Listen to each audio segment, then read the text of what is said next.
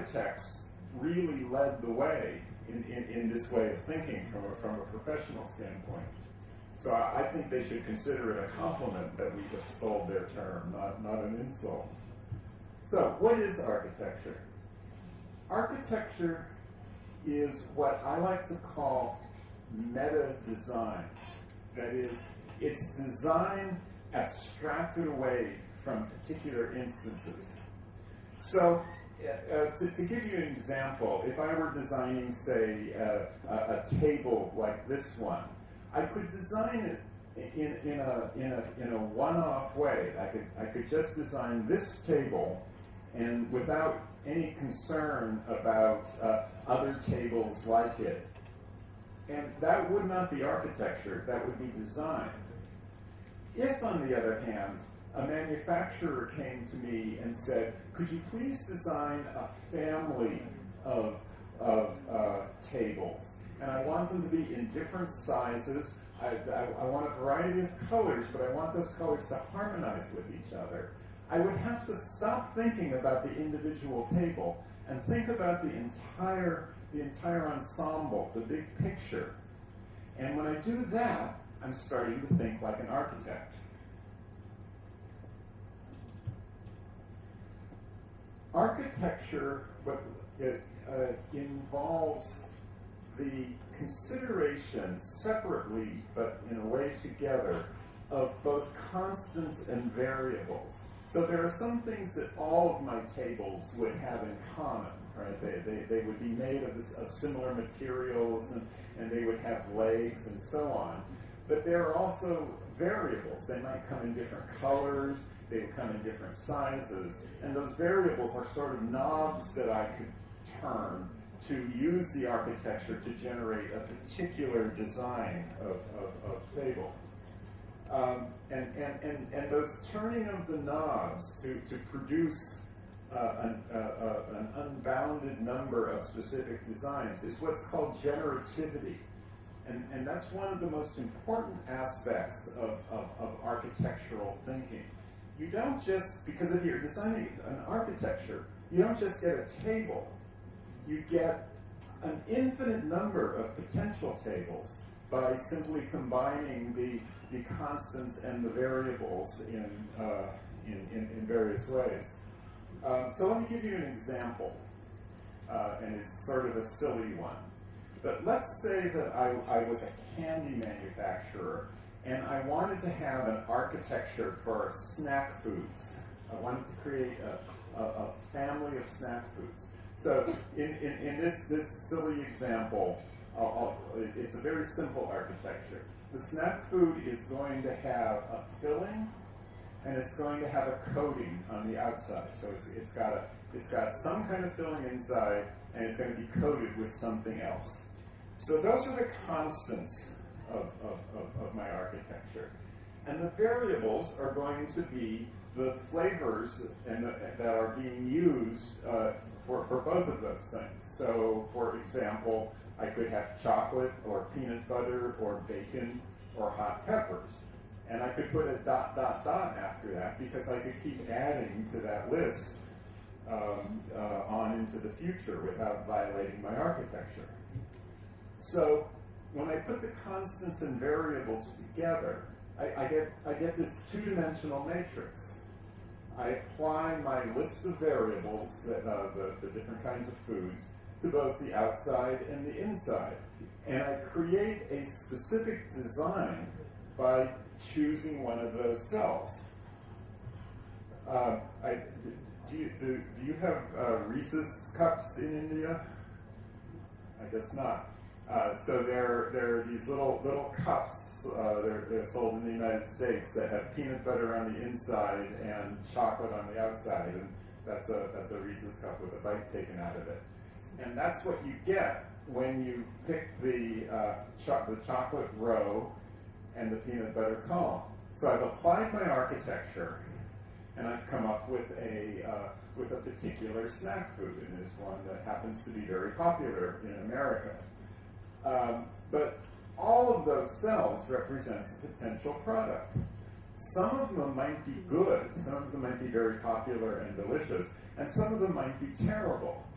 but it defines a space that the designer and ultimately the marketplace can explore. And markets, people going to the marketplace and they buy some things and they don't buy others, are very good at sorting out, which of those cells are good and which aren't. But the market itself doesn't produce the architecture. A designer needs to do that, and in particular, a community of practice.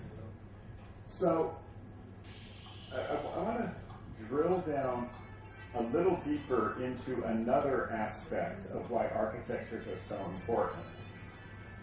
And it's that an architecture, in addition to being generative, can serve as a model, as a medium for doing deeper modeling than you could do otherwise. So in this picture, we're contrasting two different ways that a building can be represented by a building architect to a carpenter. So the task that we're solving here is the designer has an idea for a building in his or her head, and it somehow has to be communicated to a builder. Back in the old days, before we had computers, we used to have to use hand-drawn pictures. And the goal was to capture the idea of the house that's in the architect's head and get it down on paper. So we would do things like we would draw a plan view, as it's called, from the top down. We would draw an elevation or multiple elevations from different sides of the house, and we would reflected ceiling plans and so on. So we would draw these multiple pictures. It guarantees that the elevation view and the reflected ceiling plan are necessarily consistent. So right off the bat, there's a risk of making mistakes, and it's a big risk. And in fact, no really complicated set of plans produced this way is ever completely consistent. There's always mistakes in them, and we depend on the common sense of the builder to kind of do the right thing. But there's a worse problem. What if we make a change? We decide to make the living room larger, for example. Well, as soon as we do that, it invalidates the other pictures, or at least many of the other pictures, and we have to go back and draw those too. So there's this constant cycle during the design process of drawing and redrawing. It's a not very good system, but for thousands of years, it's the best we have. But on the other hand, modern CAD systems are completely different. They don't store pictures at all. They store an abstract, three-dimensional model of the house. And there's only one of them. So it's intrinsically consistent. There can't be any inconsistencies because there's only one representation. And we could end up, we could end up with exactly the same pictures by getting cameras, virtual cameras inside the machine, and we can take a picture and produce the very same things that we had before, because that's what the builder expects. But now, there's no possibility of inconsistency, because there's a deep abstract model, not just a bunch of pictures. And that is a fundamentally different and more powerful thing. So, what we need as human-computer interaction designers is an architecture for producing generative families of designs in the pervasive computing space. If we're going to be cranking out trillions of devices in hundreds of thousands of different designs, we had better start thinking more abstractly and having real architectures, and not just and not just the equivalent of those pictures that we used to do, the architects used to do. We have to be abstract and architectural in our thinking. So my suggestion is that we need two kinds of architectures.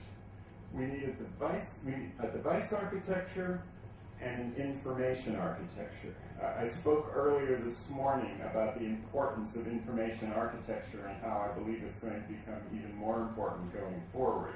And that's what an information architecture captures. But of course, we still have to design the devices, the computers themselves, and so we need an architecture for that too. And so I'm going to talk a little bit about each of those.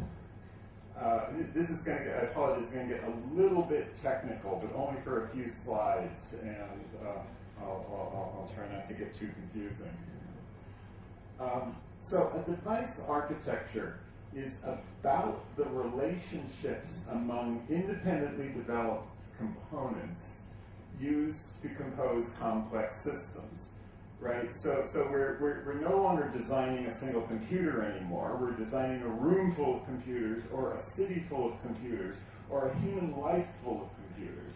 And those are going to be made up of many, many different devices. And somehow we have to figure out, using architectural thinking, how they're going to hang together into a complex system. And the key to this, I believe, is what Herb Simon, who is the late CMU professor, he's the only cognitive psychologist who ever won a Nobel Prize, and the Nobel Prize was for economics.